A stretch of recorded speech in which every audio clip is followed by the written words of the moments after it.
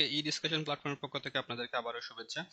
তো আমরা গত পর্বে দেখেছিলাম যে কিভাবে অটো ফিল করা যায়। অটো ফিলের পরে হচ্ছে অটো ফিল আমি আপনাদেরকে দেখিয়েছিলাম কিভাবে অটোমেটিক নাম্বারটা আসে, কিভাবে ডেটা অটোমেটিক সিকোয়েন্সিয়ালি ইনক্রিজ হয়, মান্থগুলো কিভাবে জেনারেট করতে হয়, আপনি জাস্ট দুই একটা নাম্বার লিখে হচ্ছে বাকিগুলো কিভাবে ফিল আপ করতে হয়, এবং হচ্ছে আমি আরও দেখিয়েছিলাম যে কিভাবে আপনারা চাইলে ইন্ডিভিজুয়ালি বা আমরা কাস্টমলি কোনো কিছু একটা একটা আমাদের এক্সেলকে ট্রেন আপ করে হচ্ছে নতুন করে আমি ডাটাগুলো নিতে পারি। যেমন হচ্ছে আমি দেখিয়েছিলাম আপনাদেরকে এখানে যে ভ্যালুগুলো আছে, এখানে মনে করেন আপনি যদি ঢাকা লিখেন তাহলে বাকি যে ডিস্ট্রিক্টগুলো আছে অটোমেটিক ওই ডিস্ট্রিক্টগুলো শো করবে।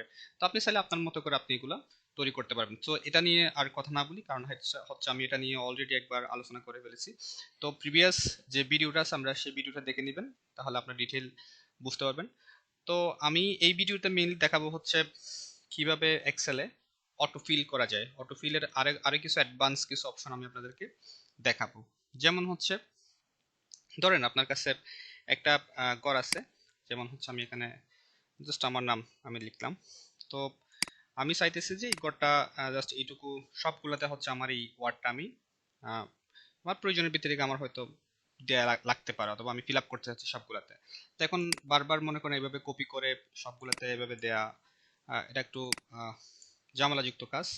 যদিও জাস্ট এভাবে ক্লিক করে সব একসাথে পেস্ট করে দেওয়া যায়, একসাথে জাস্ট জায়গাগুলো ধরে যদি আপনি পেস্ট করে দেন তাহলে কিন্তু ডাটাগুলো চলে আসবে।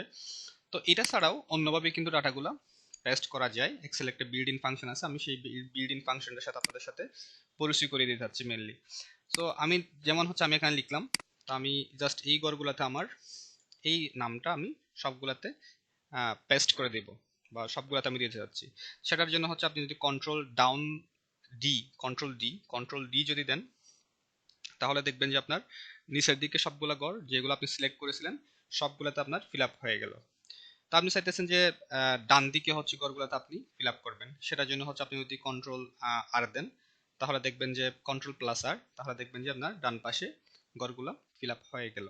এটা ছাড়াও আরেকটা উপায় আছে, সেটা হলো আপনি যদি সবগুলা বাদ দেন অথবা প্রথম থেকে কাজগুলো করতে চান, তাহলে সেক্ষেত্রে হলো আপনি শর্টকাট কি ইউজ না করে কিন্তু অটোমেটিক ফিল করা যায়। আপনি জাস্ট এখানে ঘরটা সিলেক্ট করলেন, যেটা আপনি কপি করে সব জায়গায় দিবেন। সিলেক্ট করার পরে হচ্ছে আপনি ফিলে যাবেন, ফিলে যাওয়ার পরে হচ্ছে যদি বলে যে ডাউন, এখানে একটা ফিল অপশনে দেখবেন যে ডাউন, রাইট, আপ, লেফট এরকম অপশন আছে। যখন ডাউন দিবেন তখন ডাউনের দিকে চলে আসলো, যদি রাইট দেন তখন রাইটের দিকে আপনার ডাটাগুলো কপি হয়ে গেল। সো এভাবেই আমরা চাইলে হচ্ছে অটো ফিল করতে পারি। তো অটো ফিলের আমরা আসলে অনেকগুলো বিষয় দেখলাম। তো আশা করি আপনারা বুঝতে পারছেন।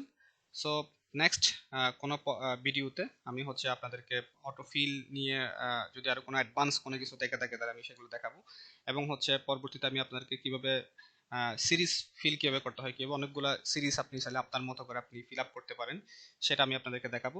সো সে পর্যন্ত সবাই ভালো থাকুন, ধন্যবাদ।